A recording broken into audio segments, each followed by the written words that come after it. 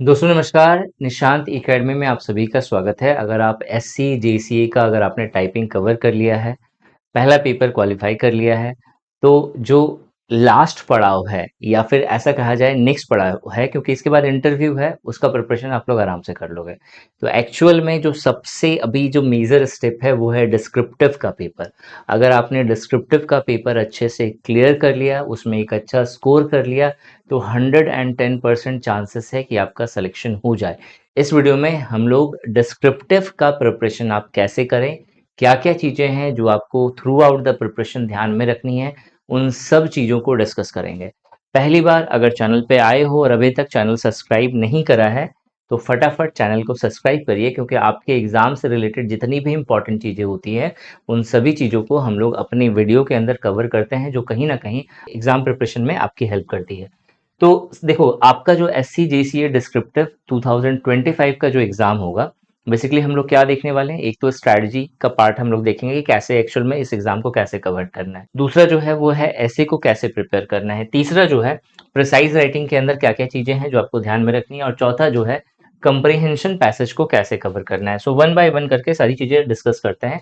सबसे पहले जो आपका जो पेपर होने वाला है वो 100 मार्क्स का होगा और 2 घंटे का आपको टाइम मिलेगा। एक ब्लैंक शीट आपको यहाँ पे दी जाएगी। मतलब एक होता है कि इस तरीके से रूल्ड रहती हैं, ठीक है, और एक होता है वाइट पेपर होता है।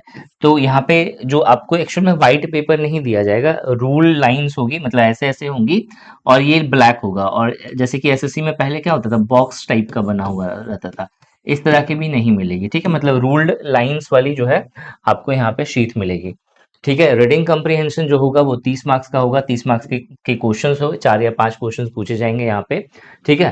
प्रिसाइज राइटिंग जो है वो उसके 30 मार्क्स आपको यहाँ पे लगने वाले हैं और जो ऐसे राइटिंग होगा वो 40 मार्क्स का पूछा जाएगा, ठीक है। एक ऐसे राइटिंग होगा, इसमें आपको विकल्प मिलेंगे, ऑप्शंस मिलेगा, 4 या 5 ऑप्शंस में से आपको एक ऐसे को करना है, ठीक है।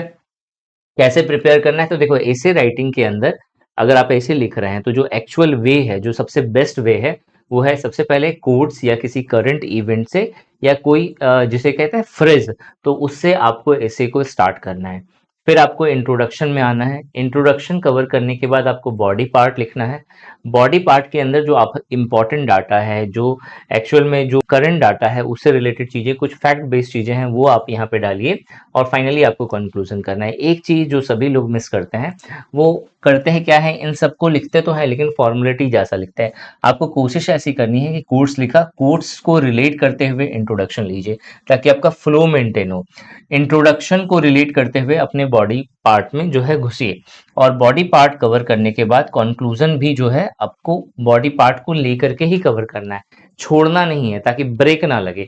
ये बहुत इंपॉर्टेंट स्टेजेस होता है ताकि एग्जामिनर एक बार स्टार्ट हो पढ़ना तो उसे लगे कि कहीं भी कंप्लीट नहीं हुआ, एकदम लास्ट में फाइनल में जाकर के ये टूटा है, ठीक है। तो इस तरह का जो होता है इसमें फ्लो अच्छे से मेंटेन होता है और फ्लो के बहुत ज्यादा मार्क्स होते हैं ऐसे राइटिंग के अंदर, ठीक है। क्या क्या आपको ध्यान रखना है, ठीक है। पर्सनल प्रोनाउन कभी भी यूज नहीं करते फॉर्मल राइटिंग में। पर्सनल प्रोनाउन का मतलब क्या है, according to me, according to my criteria, तो ये जो आई मी माई सेल्फ वाली जो चीजें हैं ना, वो सब यहाँ पे नहीं आती। इसके अलावा एब्रीविएशंस यूज नहीं करना है, जैसे वाना हो गया, ईटीसी हो गया, ठीक है, या किसी तरह का आप एब्रीविएशन, मतलब होता है ना शॉर्ट फॉर्म जो यूज कर रहे हैं, दैट इज को हम लोग शॉर्ट में आई ई लिखते हैं, तो ये सारी चीजें अवॉइड करिएगा।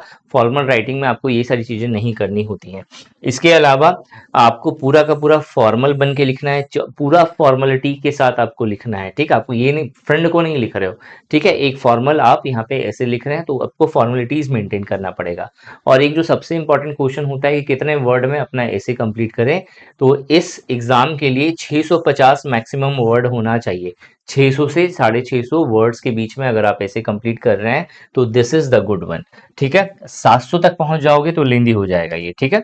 मैक्सिमम 650 तक जाना चाहिए, ठीक है। प्रिसाइज राइटिंग के अंदर आपको क्या क्या ध्यान में रखना है कि जो भी आप लिखें वो बहुत ही कंसाइज वे में होना चाहिए, ड्राफ्ट जरूर बनाएं। ड्राफ्ट का मतलब होता है आप जब पैसेज पढ़ रहे हैं तो पैसेज पढ़ के हर एक पैरा के अंदर क्या इंपॉर्टेंट होता है उसे रफली आपने पहले लिख लिया, ताकि आप उससे प्रिसाइज बना सके। तो ये सबसे इंपॉर्टेंट होता है और इसके मार्क्स कहीं ना कहीं आपको मिलते हैं। ठीक है, तो इस चीज का ध्यान रखिएगा कि ड्राफ्ट जरूर बनाइएगा।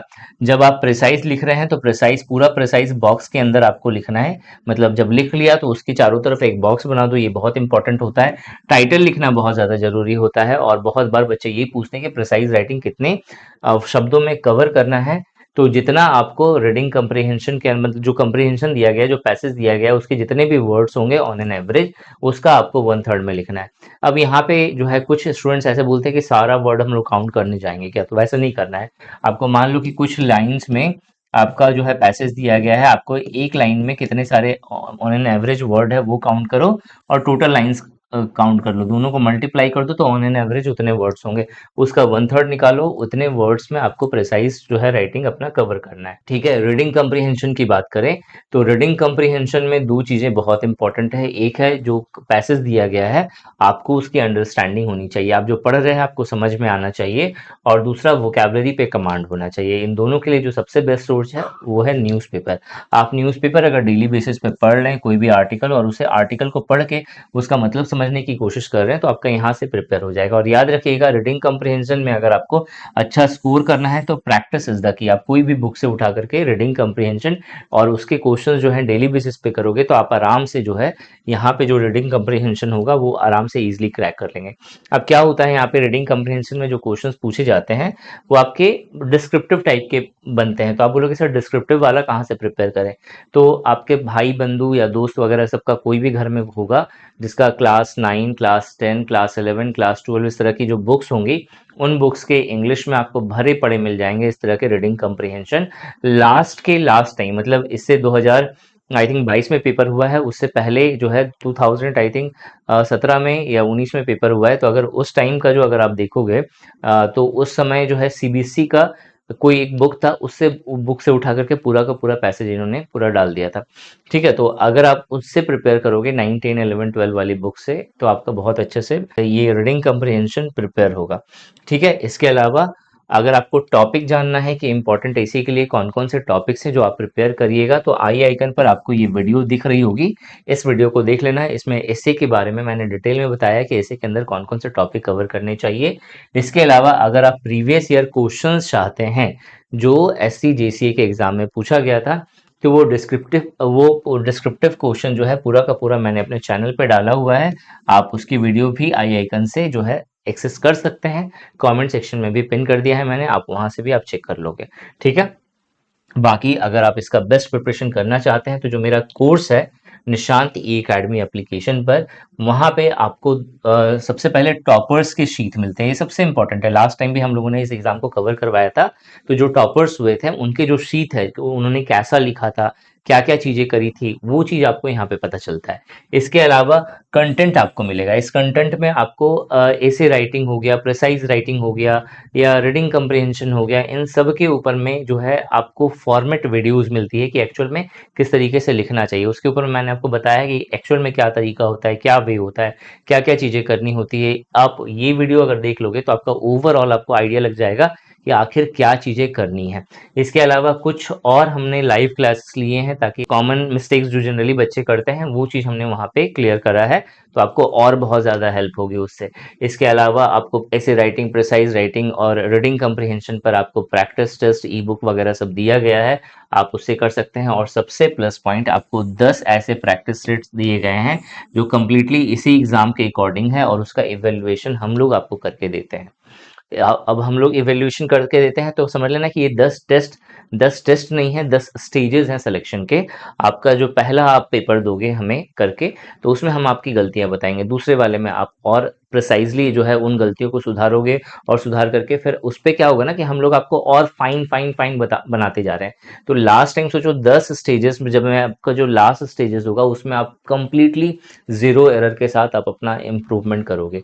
ठीक है, तो 100% आपका वहां पे सिलेक्शन होगा अगर आपने ये कोर्स परचेज कर लिया तो। ठीक है, बाकी अगर आप इवेल्युएशन नहीं करना चाहते हैं कि मुझे सिर्फ बेसिक कंटेंट मिल जाए, हमारा दूसरा एक कोर्स है जो डिस्क्रिप्टिव सेल्फ स्टडी पैक है, आप वो ले सकते हैं। उसका भी लिंक आपको डिस्क्रिप्शन में मिल जाएगा। इसके अलावा कोई भी डाउट्स हो तो आप कमेंट सेक्शन में कमेंट करके पूछ सकते हो, या मेरा व्हाट्सअप नंबर आपको स्क्रीन पे दिख रहा होगा, आप इस व्हाट्सअप नंबर पे मुझसे डायरेक्टली बात करके कोई भी क्वेरी ले सकते हैं।